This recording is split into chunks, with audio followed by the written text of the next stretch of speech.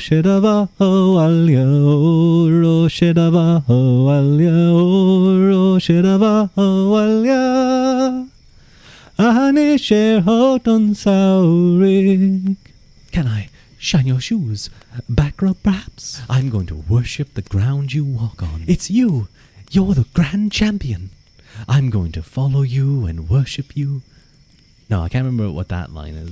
We're Scythians. We're also Egyptians. We're also one of the lost tribes of Judea. There's a lot going on in our stuff. I really would love to be able to throat sing, though. It sounds so cool. Okay, sexy anime man, you will commit fraud. Hell yeah. No, I'm Twitch. Don't take that seriously.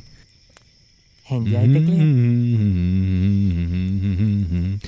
good evening, all me jolly lads. I'm glad to find you well. If you gather all around me now, the story I will tell. For I've got the situation, and begorra and begob, I can whisper I've a weekly wage of 19 bob. Till 12 months come October since I left me native home, after helping them Killarney boys to bring the harvest down. You may talk about your sailor lads, ballad singers and the rest, your Vtubers and your tailors, but we please the ladies best. The only ones who know their way to flinty hearts to melt are the lads around the boiler making hot ash felt. With rubbing and with scrubbing, sure I got me death of cold. For scientific purposes me body it was sold in the Kelvin Grove Museum, me boys. I'm hanging in me pelt as a monument to the Irish making hot ash felt. Woo! Then I think I think it repeats the chorus, but hello, you guys couldn't hear. I was listening to the music, but I don't want to get banned. Especially, it's kind of weird then when you guys are just listening to me singing with no music. It must sound like so off. You know what it was? I forgot the lyrics. I forgot the lyrics of the song, and I took a breath at the wrong time. And it was like, oh wait, no. When does Luke Kelly come into this? But I was listening to the Dubliners, to Luke Kelly. Hello, everyone, though. Hello. I was listening to music, like my usual thing, kind of warming up my voice a little. Let me just listen to it real quick. Near Branbridge Town in the County Down. Okay, I'm gonna try it a cappella, no music. Near Branbridge Town in the County Down, one morning in last July. Down a Boreen Green came a sweet Colleen, and she smiled as she passed me by. She looked so sweet from her 2 bare feet to the sheen of her nut brown hair. Such a coaxing elf, sure I shook myself for to see I was really there. From Bantry Bay down to Derry Quay, from Galway to Dublin town, no maid I seen like the fair Colleen that I met in the County Down. Scratched me head and I looked with a feeling rare, and I says I to a passer-by, who's a maid with the nut-brown hair? Well, he looked at me and he said to me, that's the gem of Ireland's crown. Young Rosie McCann from the banks of the Bann, she's the star of the County Down. From Bantry Bay down to Derry's Quay, from Galway to Dublin town, no maid I've seen like the fair Colleen that I met in the County Down. She had soft brown eyes with a look so shy and a smile like the rose in June. And she sang so sweet, what a lovely treat, as she lilted an Irish tune. They're pretty good. He smiled at me. Ruadh was manifesting Genzuki. Fun fact, Bon Jovi's first recording was for the Star Wars Christian album song called R2D2, We Wish You a Merry Christmas. What? Well worth the sub, that one. Well, thank you. Thank you, Mike. I apologize. My voice was... Man, I really hope my voice doesn't go now.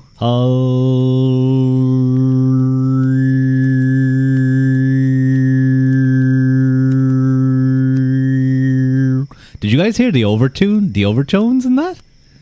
Was that just me, or was I getting some overtones? The Mongols are attacking Onyo. The Celtic... Well, to be fair, you guys know we're from the steppes, right? We're Scythians. We're also Egyptians. We're also one of the lost tribes of Judea. There's a lot going on in our stuff.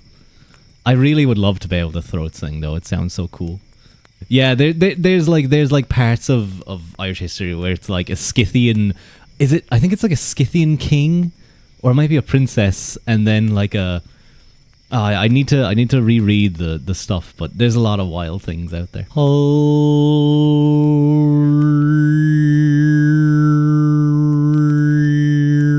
I can get the overtone, but not the actual Kargara or Kume or Sagut, which is Sagut is like the really loud one. And hello, by the way, did I say thank you, Isabel, for the first time chat? I don't know if I did or not, but thank you for the cheer. That's very sweet of you. Man, I hope I didn't just like turn away loads of people who were like, I wanted like comfy reading, not Ruadh badly singing with his dry voice. Oh Shay the Vahawalia. Can't even pronounce it all of a sudden. You guys know where it's like Shay the Vahavan Balain Vtuber Grak to Vein Neven the Duhi Rais Merlo Isudil to Leshnu Gauliv Oro Shedava Hawalia Oro Shedava Hawalia Oro Shedava Hawalia Ahane Sher Hoton Saurik Avui Lorina Havart Govecum Monamien Bio in a Yiach Shachten Granja Velagus Mil Goshkia Eg Fogert Faun Galliv Oro Shedava Hoalia Oro Shedava Hoalia Oro Shedava Hoalia Ahane Sher Hoton Saurik Ta grania veleg choktar salja olig armale margarda gelius fenis ni gaunus spani is kurhi gruger galliv oro shedava hawalja oro shedava hawalja oro shedava hawalja ahane sher hoton sauri. I really like that song. It's one I quite like. I think it's very. There's some interesting stuff in there actually. One of the lines where it's like but the part where it's like Gael iad fein is ni frank. Well, sorry. There's a version where it goes Gael iad fein ni frank na spánig. There's a version like that where it's Grania Queen is arriving to Ireland with a host of warriors, and they're Irish, not French or Spanish. In another version, it's Gael, which is contrasted, kind of interesting. Like it sounds almost similar to Gael, but funny enough, Gael or Gaul, I suppose. But I think it almost kind of becomes Gael later on. But this warrior hungers for spicy ramen. Nice, I could do for some spicy ramen. We're getting into Lady Augusta Gregory's Irish Myths and Legends, Gods and Fighting Men. Last time we did this, we had a long introduction by W.B. Yeats, and we got a little bit into the first story, kind of the arrival of the Tuatha Dé, supposedly from their 4 cities of fucking Phineas and Ferb. There was a lot of names, but they took their four ancient artifacts as well, and met the Bagmen, or the Firbolgs. The Tuatha Dé, that is. They've landed in Ireland, and the Firbolgs sent their great champion Shreng to check out these foreigners, these strange individuals who've landed on their lands. And the Tuatha Dé in kind send out Bress, and the two end up kind of chilling and admiring each other's weapons and being like, you're cool, you're a pretty cool guy. And they were great friends. It literally says that. It literally says, from that day on, no matter what happened, they were great friends. Chapter 2. The Reign of Bress. But if Nuada won the battle, he lost his own arm in it. That was struck off by Shreng, and by that loss there came troubles and vexation on his people. For it was a law with the Tuatha Dé then on, that no man that was not perfect in shape should be king. And after Nuada had lost the battle, he was put on the kingship. He was put out of the kingship on that account. And the king they chose in his place was Bress. That was the most beautiful of all their young men. So that if a person wanted to praise any beautiful thing, whether it was a plain or a dun, or ale or flame, or a woman or a man, or a horse, it is what he would say. It is as beautiful as Bress. And he was the son of a woman of the Tuatha Dé. But who his father was, no one knew but herself. But in spite of breasts being so beautiful, his reign brought no great luck to his people. For the Fomor, whose dwelling place was beyond the sea, or as some say below the sea westward, began putting tribute on them, the way they would get them under their own rule. It was a long time before the Fomor came first to Ireland. Dreadful they were to look at, and maimed, having but 1 foot or 1 hand, and they under the leadership of a giant and his mother.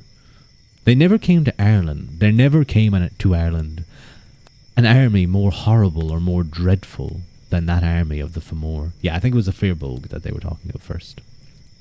And they were friendly with the Firbolgs and content to leave Ireland to them, but there was jealousy between them and the men of Dea. And it was a hard tax they put on them.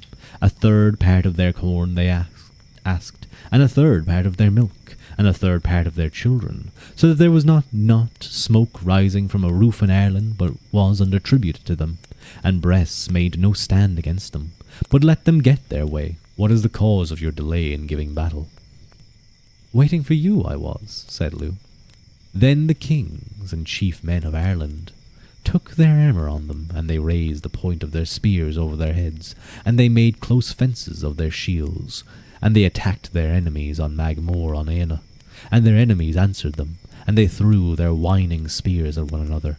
And when their spears were broken, they drew their swords from their blue-bordered sheaths, and began to strike at one another, and tickets of brown flame rose above them from the bitterness of their many-edged weapons. That's a great description. And Lugh saw the battle pen where Bress, son of Elathan, was, and he made a fierce attack on him, and on the men that were guarding him, till he had made an end of 200 of them. When Bress saw that, he gave himself up to Lugh's protection. Dude, he's straight up like, nah, fuck this, I don't want to fight this guy, I give up, I give up, give me your protection. Give me my life this time, he said, and I will bring the whole race of the Fomor to fight it out with you in a great battle, and I bind myself to that. By the sun and the moon, the sea and the land, he said. On that, Lugh gave him his life. And then the druids that were with him asked his protection for themselves. By my work, he said, if the whole race of the Fomor went under my protection, they would not be destroyed by me. So then Bress and the druids set out for their own country. I yield, I yield.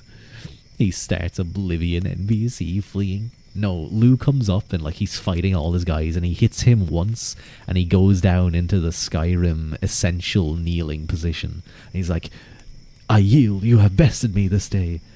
And Lugh's like, oh, okay. He's like, okay, well, I'm going to need you to bring all of the Fomor out here for a great big battle. And then he stands up and he's like, never should have come here. And then he does a spin move. Lugh's just like, what the fuck? Then he kicks him. And he falls down again. He stands up. Need something? Can I shine your shoes? Back rub, perhaps? I'm going to worship the ground you walk on. It's you. You're the grand champion. I'm going to follow you and worship you and sing your praises. I don't know, something like that. It's you. You're the grand champion. That's called fraud. What's life without a little bit of fraud? In your eyes, it's not. In my law, in my country, it's not. My country of one. But anyway, guys, I'm going to head off. I'm sorry, the Advox, you guys only joined kind of near the end, but it was nice to see you guys. I hope you have a nice Friday, because I know it's Friday for you. Okay, sexy anime man, you will commit fraud. Hell yeah. And give me the money. Do fraud, but give it to me. No, Twitch, don't take that seriously. Thank you guys so much for joining me. Apologies, I had to get very quiet for a little while near the end, but Gareb Mil Mahagut and Slán Gafol, and I will talk to you guys next stream. Bye bye. Thank you for watching.